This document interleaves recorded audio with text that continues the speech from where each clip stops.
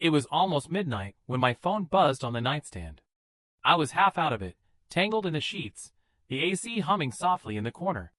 Outside, the neighborhood was quiet, just the occasional car rolling down the street. I'd been asleep for maybe 20 minutes, still wrapped in the warmth of the day, still thinking my wife Megan was 3 time zones away, stuck in a boardroom in New York. She'd left 3 days earlier. Kissed me goodbye at the airport, her suitcase rolling behind her, her perfume still on my shirt. "This conference is going to be brutal," she said, smiling. "But I'll send you updates. Miss you already." And she did. That night, she texted. "Just checked into the hotel. Long day. Meetings start tomorrow at 8. Love you." Then a photo of the lobby, marble floors, potted palms, a chandelier. Classic New York luxury. The next day, a picture of a salad at some rooftop restaurant. "Client dinner. So much small talk. Wish you were here." Then a cocktail at sunset. 1 drink. That's it. I promise. It all felt real. Normal. The life we'd built. Her climbing the corporate ladder, me running my own small construction business. We balance each other. Or at least, I thought we did. So when my brother Trevor's name flashed on the screen, I groaned and reached for the phone. He runs a boutique resort in Maui, 5-star guests, high-maintenance clients, constant drama. He doesn't call late unless it's serious. I answered, voice thick with sleep. "Trev? Everything okay?" His voice was sharp. No small talk. "Hey, man. I didn't mean to wake you. But I need to know, where's Megan?" I blinked, rubbing my eyes. "What?" "She's in New York. Big conference." "Why?" He paused. Just a second. But it felt like a crack in the world. Then he said, "No, Ryan. She's not." I sat up fast. "What are you talking about?" "She checked in here 3 hours ago," he said, calm but firm. "Used her real name. Room 412, Ocean View Suite. With a guy. And she paid with your ATM card." My blood went cold. "What guy?" I asked, heart slamming. "Tall. Built. Beard. Signed in as Derek Shaw. Ring a bell?" I clenched my jaw so hard my teeth ached. "Derek." "Yeah." He worked in her department. Sales. She'd mentioned him a few times. Funny guy. Great at closing deals. Married, I think. But never anything serious. Just coworker stuff. And now he was in Hawaii. With my wife. Using my card. "Are you sure it's her?" I whispered. "Positive. I saw her with my own eyes." They walked in laughing. "She was wearing that blue sundress you hate. The one she says makes her look exotic." I remembered that dress. I told her it was too tight. Too flashy. She wore it anyway. "And the card?" I asked. "Charged over $800 so far. Spa, room service, drinks. I've been watching the charges come through." I swung my legs off the bed. My hands were shaking. "Did you confront her?" "No. Not yet. I wanted to talk to you first. You're not the first guy this has happened to, Ryan. But you're the first one who's got me on his side." I stood up, pacing the dark room. "Don't say anything. Not yet." "You want proof?" he asked. "I want to see it." "Got it. Sending photos now." A second later, 3 images popped up on my screen. The first, Megan at the bar, laughing over a mojito, her hair loose, sun-kissed. Derek beside her, arm resting on the back of her chair, not touching her, but close enough to mean something. The second, them walking hand in hand by the infinity pool, toes in the water, barefoot. Her head tilted toward him, like she used to tilt it toward me when I told a joke. The third, her kissing him. Right outside the elevator. Lips pressed, eyes closed. The same elevator we'd used on our honeymoon at that very resort 5 years ago. I dropped the phone like it burned me. And just like that, my whole marriage collapsed. I didn't sleep. I couldn't. I sat on the couch in the dark, staring at the blank TV, replaying every moment of the last 6 months like I was hunting for clues I'd missed. The late nights. The sudden, emergency trips. The way she started buying new lingerie, expensive, lacy, the kind she used to say was for special occasions. But there were no special occasions. She called it her self-empowerment phase. Said she was reclaiming her confidence. I believed her. I wanted to believe her. But now I saw it for what it was, preparation. And the way she'd get quiet whenever I asked about Derek. Oh, he's fine. She'd say too fast. We're just co-workers. But her eyes would flick away. Her fingers would tap her phone. And the texts, so many texts. Always face down on the counter. Always just checking emails. But never letting me see. I wanted to scream. To throw something. To drive to the airport and fly to Hawaii that second. But I didn't. Because I realized something in that silence. If I rushed and angry, I'd lose everything. But if I stayed quiet, I could take it all back. So I called Trevor back. Send me everything. I said. Every receipt. Every timestamp. Every photo. Security footage if you got it. He didn't ask why. Just said, on it. By 6 a.m., my inbox was full. Room service, $187. Lobster, champagne, strawberries. Ordered at 11:30 p.m. Spa, couples massage, 90 minutes. Paid with my card. Shopping, 2 designer swimsuits, sunglasses, a bottle of perfume. $642. Bar tab, $220. Mostly cocktails. Signed by Derek and Megan. And the photos, dozens of them. Trevor had discreet staff take them. Megan laughing. Megan sunbathing. Megan wrapped in a towel, walking out of the ocean, Derek right behind her. Each one was a knife. But I didn't cry. I didn't break. I got colder. Harder. And then Trevor called with a plan. I can freeze the card from my end, he said. Make it look like a bank error. No, I said. Let her keep spending.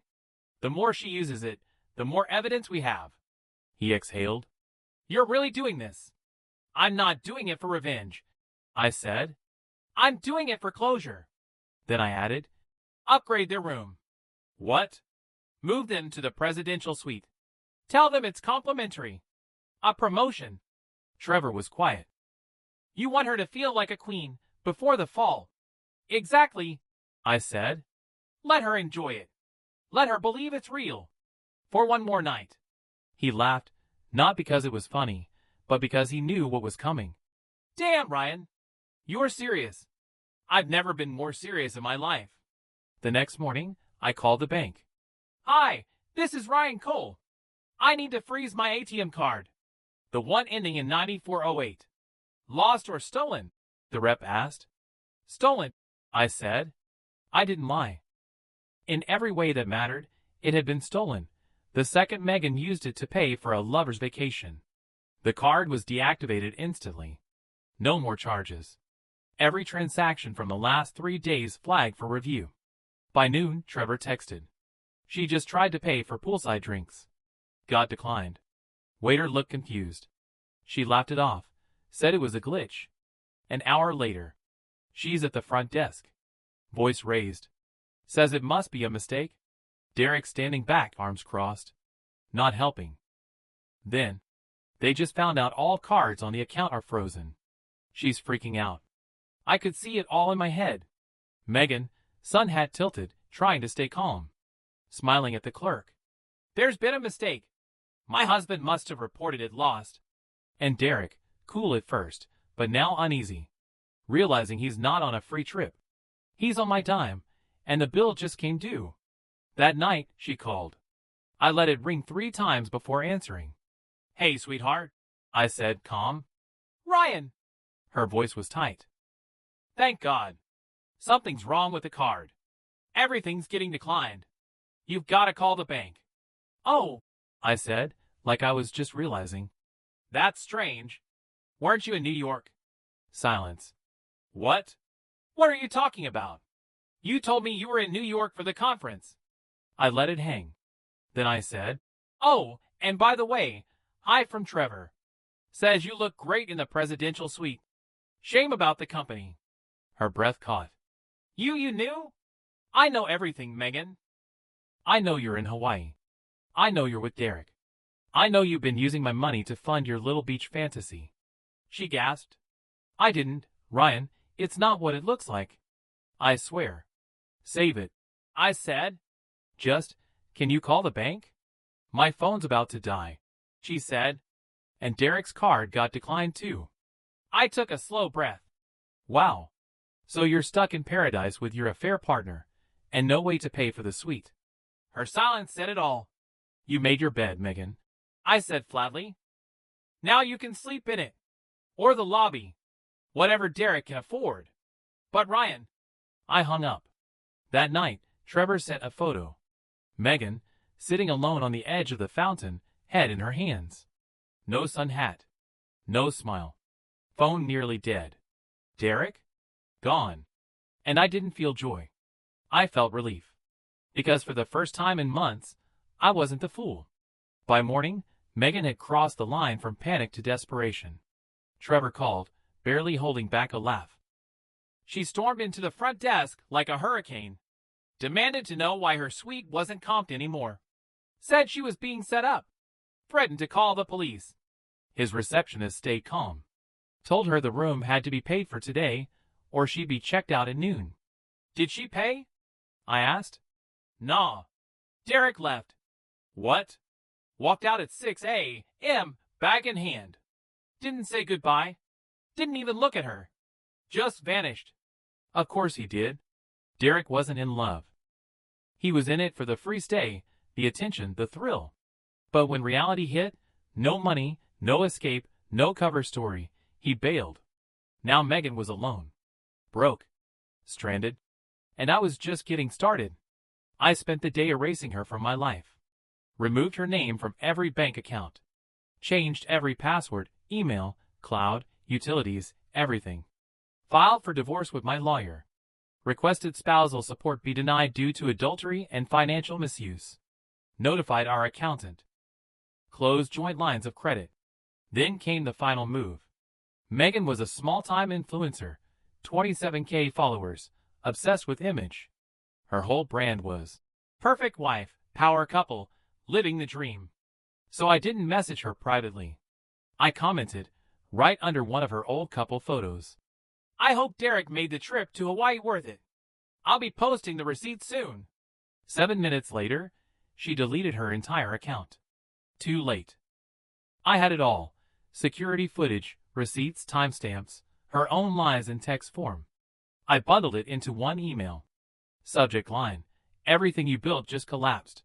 That night, she called again, this time from a borrowed number. Ryan, please, she said, voice breaking. I need a ticket home. I don't have anyone else to call. Sure, I said. I'll book one right now.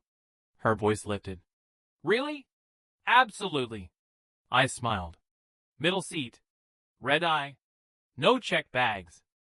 And when you land, I added, your key, your access, your name on everything, it'll be gone. A long pause. You're not serious. Oh, Megan. I whispered. You seriously underestimated who you married. Then I hung up. For good. She landed 2 days later. Exhausted. Disheveled. Wearing the same wrinkled dress. No luggage. No makeup. No smile. Trevor had booked the cheapest flight. Layovers, middle seat between 2 toddlers. The kind of flight that breaks your spirit. I knew her arrival time. And I made sure I wasn't there. Instead, I changed the locks. She stood on the porch for 20 minutes, trying her old key, ringing the doorbell, calling nonstop. I didn't answer. She walked around the house, tried the back door, peered through the windows. Then she found the note, taped to the front door. Megan, as of this morning, this property is legally under my sole name. You no longer live here. For your belongings, check the storage unit below. Code 0922. Our anniversary. Ironic, I know. Best of luck rebuilding the life you so eagerly tore apart. Ryan. Inside that unit, everything she owned. Neatly packed. Labeled. Stacked. Clothes. Shoes. Makeup. Her favorite mirror. Everything, except her wedding ring. I'd pawned it the day before. donated the money to a women's shelter in her name. And I wasn't done. Her company fired her after Derek's wife sent HR proof of the affair, fake travel logs, misuse of funds. A mutual friend texted, "Dude, Megan got blacklisted. No one will hire her." I didn't reply. She called, left a voicemail. "Ryan, I know I messed up. But please, can't we talk? I miss you. I didn't mean for it to go this far." I saved it. Not to reply, but to remember. 2 weeks later, she showed up at a cafe. Handwritten letter. Delivered in person. We met. I looked her in the eye. And I told her the truth. "I believed in you. I would have done anything for you. But you didn't want a partner. You wanted a wallet. A cover story. A backup plan." Then I slid the divorce papers across the table. "I'm free," I said. "And now, so are you." She cried. "You hate me that much?" "No," I said. "I don't hate you at all." I stood up. "I just don't care anymore." And that was the end. I walked out lighter than I had in years. Megan moved to a nearby city. Works retail. Lives above a bakery. No more lies. No more luxury. As for me, I rebuilt. My life. My peace. My future. And someday, when I'm ready, maybe I'll love again. Because the best revenge wasn't fire. It was walking away. With your head up. And your heart still yours.